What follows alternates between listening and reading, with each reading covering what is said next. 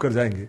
कहानी शुरू होती है सर 1 फरवरी 1986 शाम को 4:40 पर जज साहब KM पांडे साहब पूरा की पूरी केस की सुनवाई कर रहे हैं और सामने देखते हैं कि फ्लैग पोस्ट पे सुबह से एक काला बंदर बैठा है।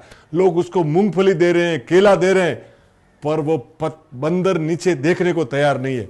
जैसे ही रामलला के दरवाजों का ताला खोलने का आदेश होता है वो बंदर वहां से निकल जाता है। उसके बाद जब फैसला आ जाता है तो वहां के DM और SSP साहब जब पांडे साहब को घर पे पहुंचे छोड़ने आते तो देखते हैं कि वो काला बंदर वहां भी उनके घर पे बैठा है। तब उनको जब KM पांडे साहब उनको देखते हैं और तो काले बंदर को जब प्रणाम करते हैं और उनको लगता है कि ये देवीय ताकत थी जो आदेश दिलवा रही थी, और उस दिन के बाद वो काला बंदर कभी देखा नहीं गया।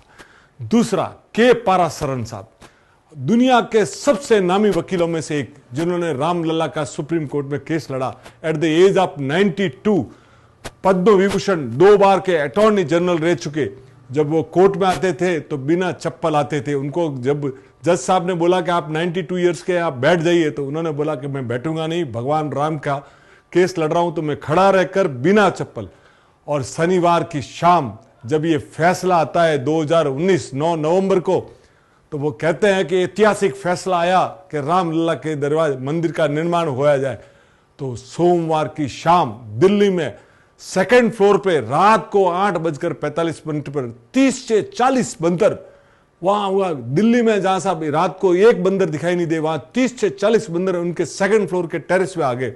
वो नाच रहे थे, खुशियां मना रहे थे। वो देख के उनके K पारासर ने बोल दिया कि ये साहब कोई देवीय शक्ति थी जो ये सब काम करवा रही थी।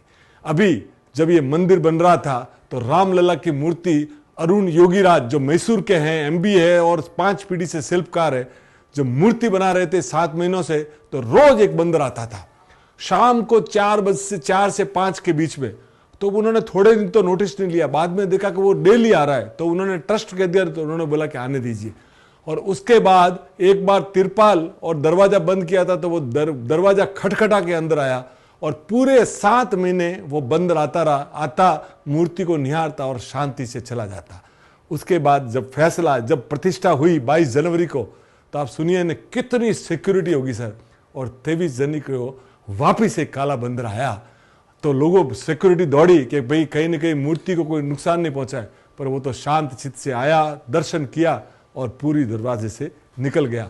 तो साहब हनुमान जी और राम का, और आपको ध्यान है हनुमानगढ़ी में जब RDX रखा गया था और पूरा हनुमानगढ़ी को उड़ाने की बात थी, उस समय आपने देखा होगा कि हनुमान जी बंदर के रूप में आए और वो वाटर कूलर के ऊपर तारगढ़ खोल के चले गए थे। तो साहब अयोध्या की रक्षा महावीर हनुमान करते हैं। बोलो सियावर रामचंद्र की जय।